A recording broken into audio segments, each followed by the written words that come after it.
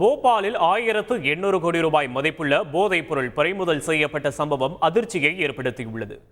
டெல்லியைச் சேர்ந்த போதைப் பொருள் தடுப்பு பிரிவு மற்றும் குஜராத் பயங்கரவாத எதிர்ப்பு படை அதிகாரிகள் போபாலில் திடீர் ஆய்வு மேற்கொண்டனர்.